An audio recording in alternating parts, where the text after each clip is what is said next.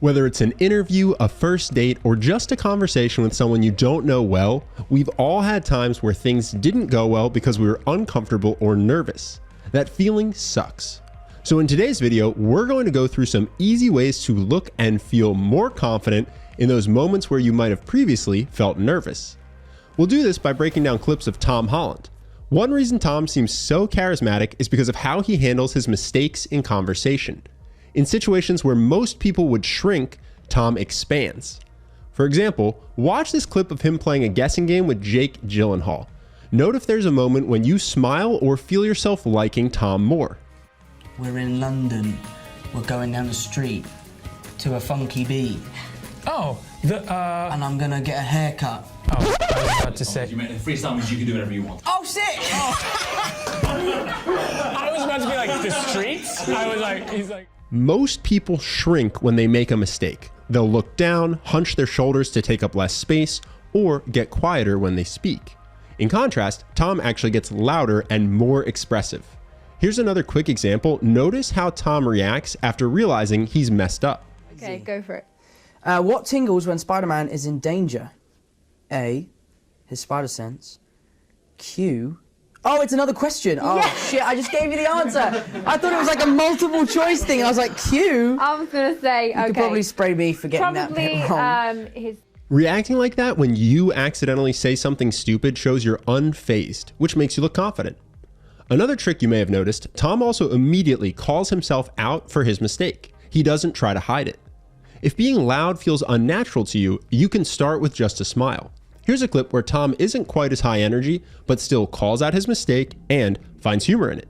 For context, at this point, it wasn't confirmed that there would be a Spider-Man sequel. I've had, on Spider-Man 1, not that I've done more than one.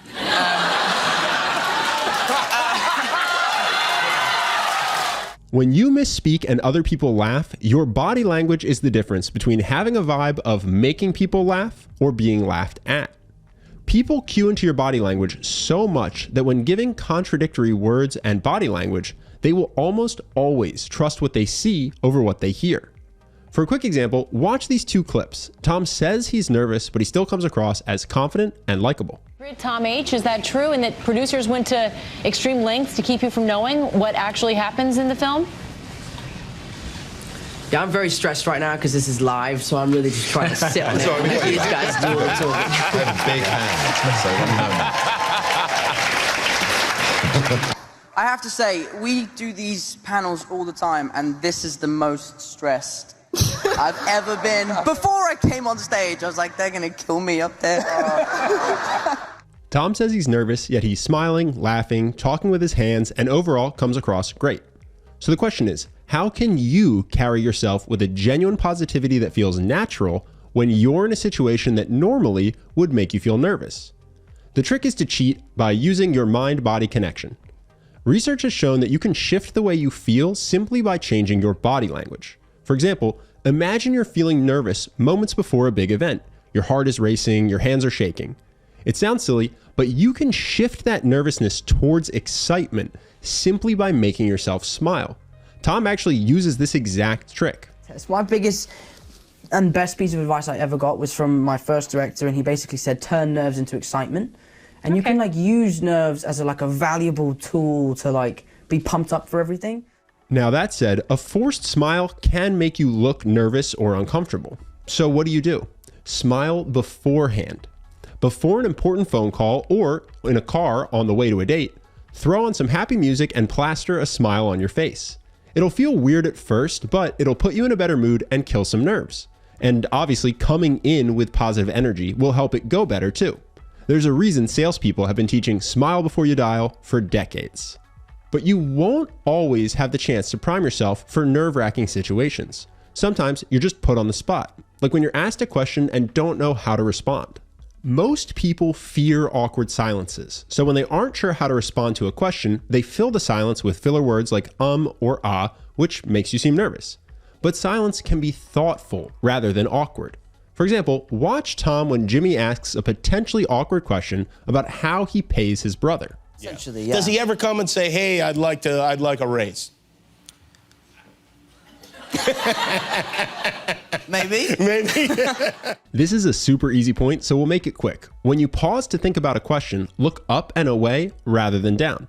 If you pause and look down, it can make you look uncomfortable.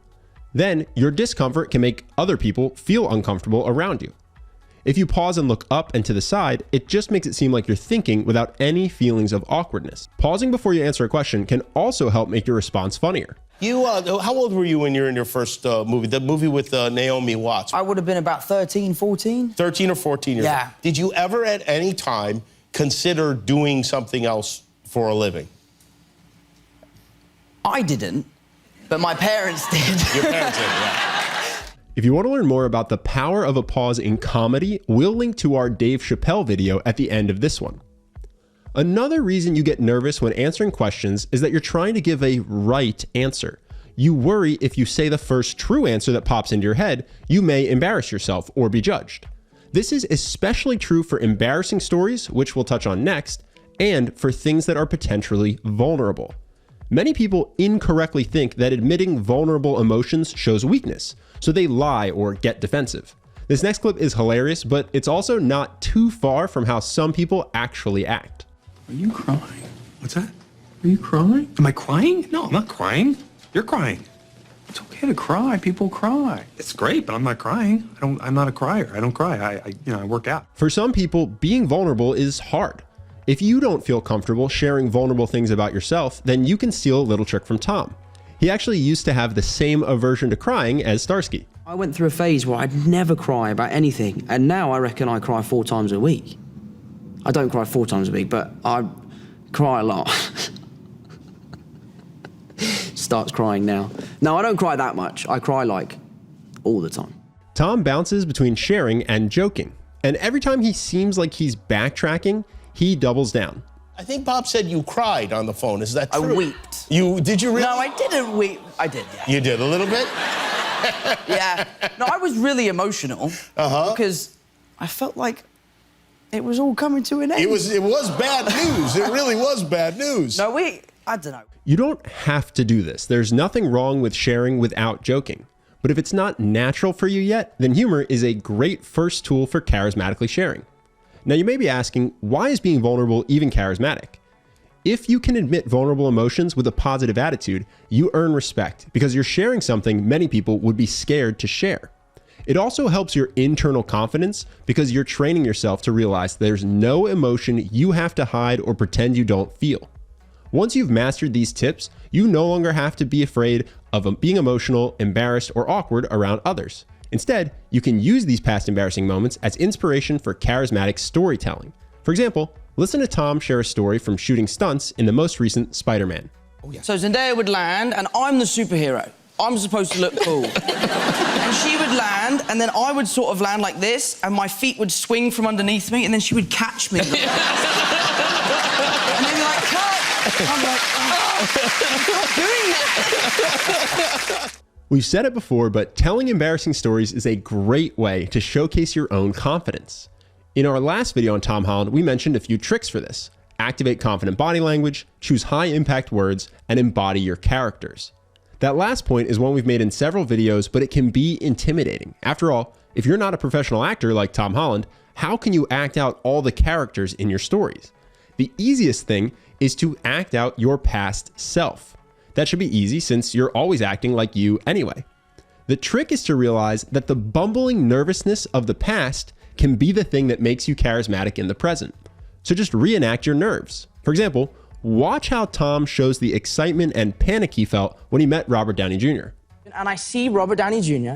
I go up to him, I shake his hand, nice to meet you, and I'm starting to panic, right? I'm like, oh my God, it's Robert Downey Jr. And I'm looking at him in the face, sort of going, there's something different about you in person. Here's another example, this time with Tom acting out his nervousness from meeting Madonna. Now, the whole way on the way over there, I'm going, what do I say? Hello, I had no idea what to say. So I get up there and I go, hello. You can make your story funnier simply by reenacting the emotions you were feeling at the time. And any emotion works. You don't have to limit yourself to just stories where you were nervous. For a quick example, in this next clip, Tom acts out excitement and then surprise. This girl walks into the sea, she's gorgeous, and she's walking over, and I'm like, here you go, bro, here you go, here we go. And she breezes right past me. Say, hello? And she goes over to Sam and she goes, oh my God, are you Timothy Chalamet? And he was like, yes. That story is so much better because rather than just tell the story in past tense and third person, it's told in present tense and Tom acts out 3 different people in 15 seconds. And you can see the acting doesn't have to be Academy Award winning. Any attempt to change your body language or voice will make your story more interesting. Even a bad impression can make people laugh and love being around you if you commit to it.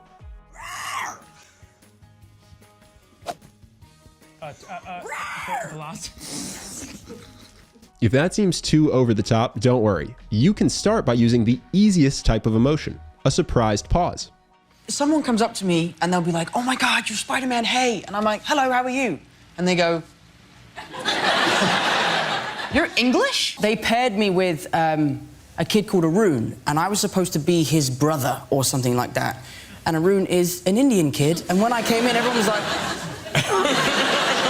really, your brother? And we're like, yeah, we're just distant brothers from, you know. But he called and he said, listen, you know, we want to workshop this like a real Broadway production. I'm like, cool, that's great. Then he's like, also, you might want to start working out because you have trapeze rehearsals when you get here, and I want to use the stunt double as little as possible. Now there's one more thing I want to talk about in this video that doesn't tie directly to the title, but it's just a fantastic habit that Tom has that will help you be more charismatic and more liked. Tom casually defends the people in his life if someone tries to elevate him above them. So now you mentioned your brother. Is your brother here with you tonight? He's backstage, he's here. He's I met your brother here. last time he was here. Yes, you did, yeah. And I'm curious, as you know, I'm always curious, as what the brother, because he works for you. Well, I really work for him, if I'm honest. Remember when Jaden Smith fangirled so hard over meeting Tom Holland, because I sometimes forget that this actually happened. I wouldn't say that he fangirled over me. I mean, I was as excited to meet him as he was to meet me. I've been a big fan of his for a long time. I love his music as well. Ironically, Tom's disinterest in making himself seem above his friends makes him look extremely confident in himself. Also, long-term, the people in your life will love you if they know you have their backs when they aren't around. Now, whether you want to be confident because you're looking for a new mentor, more friends, or more dates, there's obviously a lot more to that than just what we've covered so far. You have to know how to start a conversation, how to hook them in the first few minutes so that they want to learn more about you, and then build a real connection so they want to see you again. If you want a step-by-step guide that lays out how to quickly master those skills, you may like our program Charisma University. It's the fastest way I know to become both confident and charismatic. You can read all the details in the link below, but I figure the strongest way to let you know what it's about is just to let the members speak for themselves. So here are a few of the things that CU members have written in. This first one is from someone who says their social life has transformed. They wrote, I am significantly more confident in social situations. The connection I feel with strangers and close friends and family alike have dramatically increased. I transitioned from someone who never got asked to hang out regularly to multiple people texting me on a daily basis. Many people have openly expressed their admiration for me, and I get a lot more positive attention. I've grown so much because of this course, and I can't thank you enough.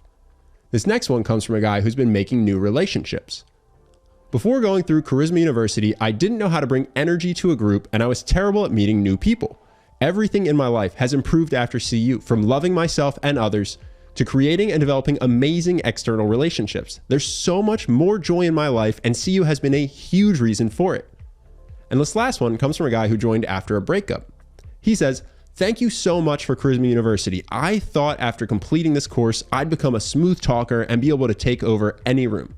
What I didn't realize is I'd get that and feel so confident in myself. I feel liberated. Thank you for creating this course. If you want to join, but you're not sure if it's right for you, you should know it comes with a 60-day money-back guarantee.